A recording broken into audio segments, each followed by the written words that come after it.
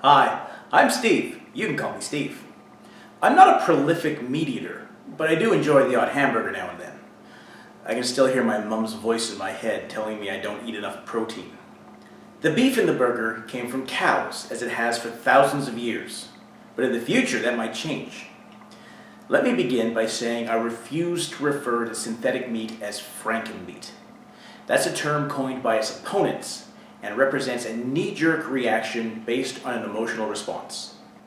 It's meant to conjure up images of mad scientists doing unethical things in thunderstorms. In fact, it's the complete opposite of that.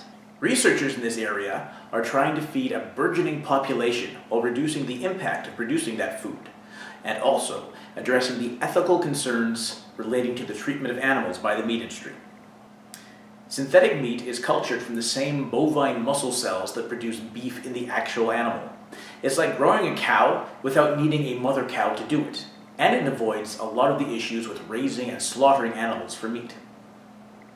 Grazing or feeding cattle takes a lot of land and results in deforestation when all the available land is used up.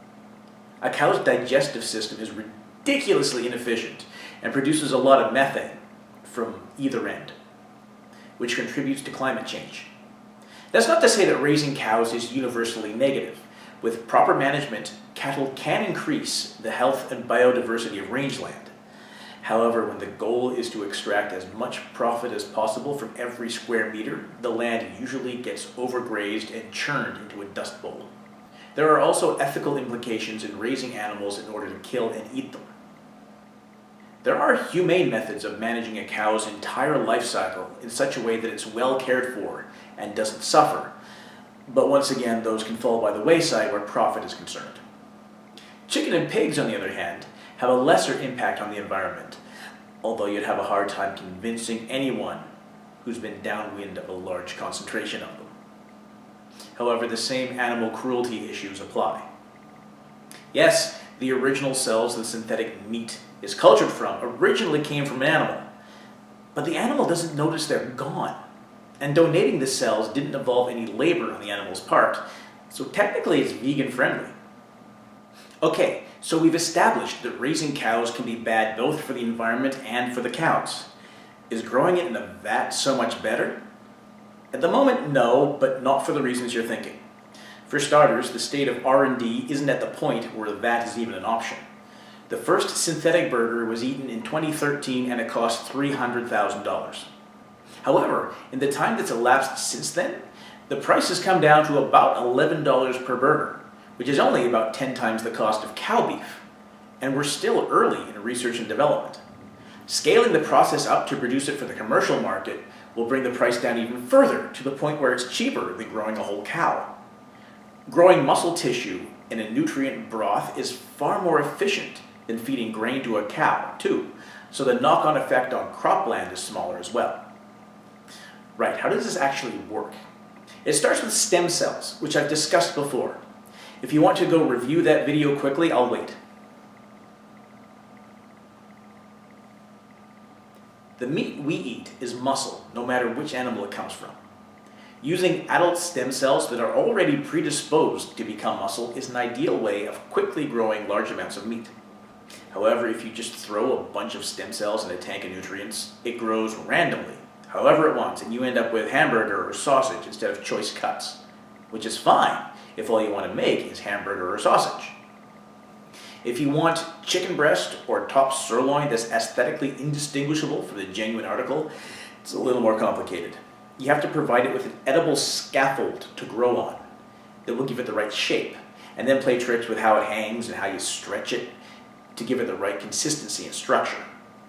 Properly done, it should be possible to grow cuts of meat that would not look out of place next to the real thing. Previously, I've mentioned vats and tanks, which conjures up associations of mad science and crimes against nature. Some people will call this unnatural, which just isn't true. This meat is grown from cells obtained from real animals, just like the meat you currently eat. The fact that the womb it was grown in is stainless steel and not another larger animal is completely irrelevant. Remember, the distinction between natural and artificial is entirely artificial. I'll also add my usual complaint about describing it as being grown in a lab. Research labs just don't have the capacity to supply the commercial market. This stuff is process plant grown, and that plant is definitely cleaner than a slaughterhouse. Cows come in covered in the dirt they've been standing in, along with copious amounts of their own poop. And a lot of places are not that assiduous about cleaning that up. Now, there will probably be some pushback from gourmet foodies about how it's just not the same as the real thing, and their highly refined palates can tell the difference. They're foodies, that's just what they do. We can safely ignore them. Besides, there are already genuine beef products on the market that taste absolutely revolting, so it's not like we can make anything worse than that. Synthetic meat requires fewer resources than raising animals, produces far fewer waste products, is generally more hygienic, and has no animal cruelty concerns. The price is coming down, and advances in technology will make the taste and texture indistinguishable from meat off an animal. It's not some Frankensteinian abomination against nature. The concept has been a staple of science fiction for decades. A lot of early stories describe spaceborne habitats with tanks for cloning meat to feed the inhabitants. It's an idea that's coming, and there are no valid reasons for opposing it. Thanks for watching. I've been Steve.